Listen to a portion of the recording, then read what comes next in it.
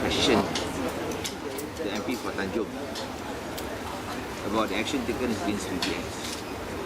Now Zahid says that we want PPS to replace the police. And we are claiming credit for the drop in crime rate.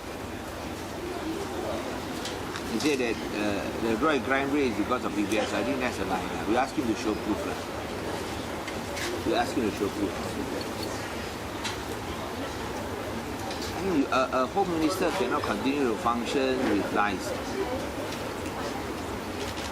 Because if you do not face up to the truth, you will continue to face problems. Just like your sense of denial has resulted in Sabah becoming unsafe and subject to terrorist attacks and a violation of our national sovereignty. Because you refuse to face up to the facts and truth. So I want to ask Zahid, Hamidi, do not be in denial. Face up to the facts. That these people, the PPS members arrested whilst they were taking part in a procession, Merdeka Day procession. What wrong have they done? And up to today, you still cannot even charge them in court. And yet you make attacks, politically motivated attacks against them with this one. Why is it he cannot explain that over the last 4 years, there was no problem? Over the last 4 years, there was no problem, and the police even allowed or facilitated the PPS to help the police in their work. Now, we have said before that in order to fight crime, Penang has come up with a three-pronged strategy. One is that we have regular engagements with the police. Meetings on how to tackle hotspots, crime hotspots. And that the police has responded. Every time the police for that, they responded with this umbrella program. You know this umbrella program? You know what's umbrella program? They put a big umbrella there and station the policeman there. So all this three-pronged approach is completely directed towards helping the police. Nothing more, nothing less. So how to help the police? Number one, we have this engagement process, monthly meetings, so that they can deal with crime hotspots. Number two, we marry technology with policing by installing CCTVs, street lights. We install a lot of CCTVs, around over 664. And thirdly, the police ask for community policing. The police ask for cooperation from public by doing community policing. And we provided that by setting up PPS. And we have all the proof over the last 4 years how this PPS assisted the police. 4 years, no problem. Why now no problem? This is all because of politics. Because of politics, as I said. Why? The number of members of the PPS is becoming more and more multiracial. We have 33% Malay. We expect it to increase to 45% Malay by the end of next year. And that is the reason why they made this political attack. At no time did we say that we are replacing the police. No, we are assisting the police. Because if the police don't want our assistance, how can we help to do community policing? And we also got statements proving the police making statements to that effect. Of course, he claims that, there are a few bad hats there.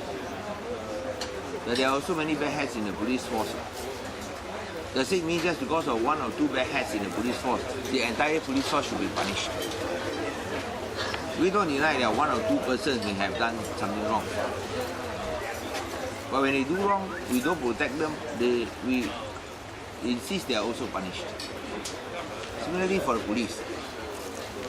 If one policeman is convicted of wrongfully shooting a woman, and there was one case, Norani, does it mean that all policemen are equally guilty of wrongfully shooting people?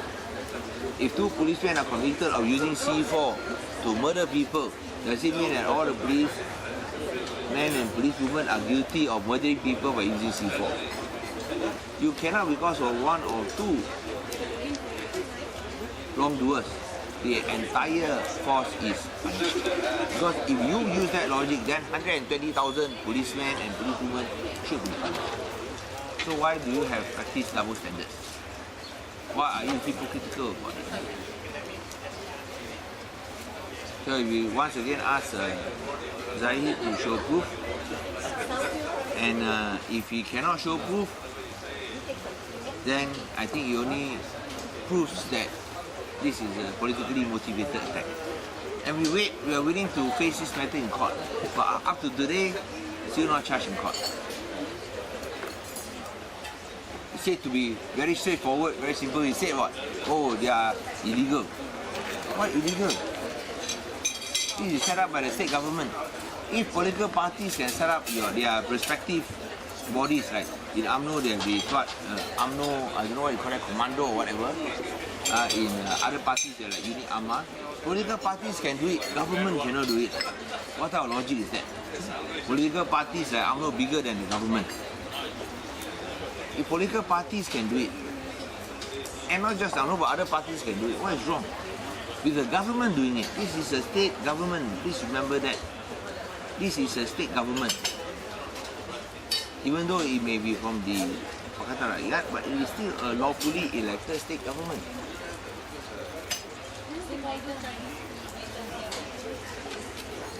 So it just doesn't, what he said is just not logical. Not logical and completely irresponsible and unfair attack on the state government. Okay, any questions on this? So you're wondering why the court action is taking so long? No action, right? So if he says it's very straightforward because we are illegal. ROS never declared us illegal. And we are saying that ROS has no right to declare us illegal because it's formed by the state government. If political parties can form these units, why can't the state government form? Or political parties bigger than the state government? UMNO bigger than the state government? Cannot.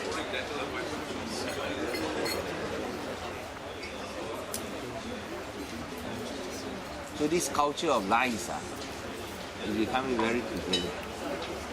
Just like Nancy Shukri, ridiculous. She's a minister. So yeah, I just follow what the civil servants decide. Hey, what for you elect people already? Ministers are supposed to be elected by the people to decide, not unelected civil servants. It doesn't make sense. Who decides? Like Nancy Shukri, she says, I'll only read out the statements made by the AG, which is a civil servant. He's not elected, no. You are elected, no.